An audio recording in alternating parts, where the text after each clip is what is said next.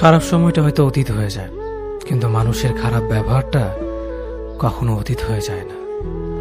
শুধু নিজে থেকে কথা বলা বন্ধ করে দেখো, দেখবে অনেক আপনজন বড় হয়ে যাবে। আসলে কেউ আপন হয় না। যারা তোমার ক্ষতি চায় তাদের আঘাত করবে না, তাদের সামনে একটু হাসি মুখে বাঁচবে। দেখবে তুমি আঘাত করলে যা কষ্ট পেত, ওরা তার থেকেও বেশি কষ্ট পাবে। যত মিশবে ততই মানুষ চিনবে, অভিনয় যে কত প্রকার হয় তা বুঝতে পারবে।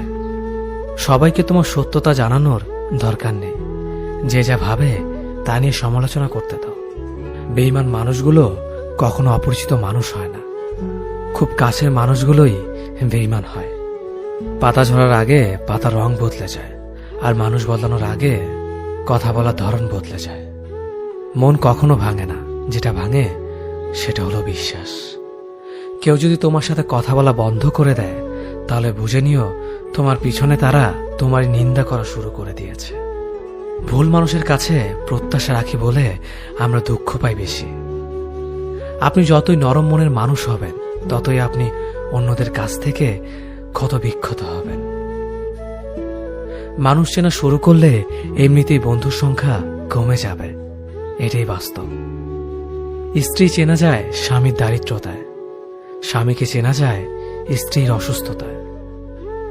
খাবার যতই দামি হোক না কেন, পচে গেলে যেমন তার দাম থাকে না, ঠিক তেমনি শিক্ষা যতই থাকুক না কেন, মনুষ্যত্ব না থাকলে সেই শিক্ষার কোনো দাম থাকে না।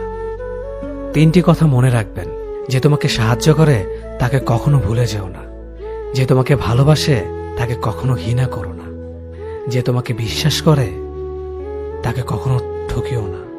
ধোঁকা একজনেই দেয়, কিন্তু বিশ্বাস সবার উপর থেকে উঠে যায়। পৃথিবীর কেউ যদি আপন বলে থাকে, তিনি হচ্ছেন মা।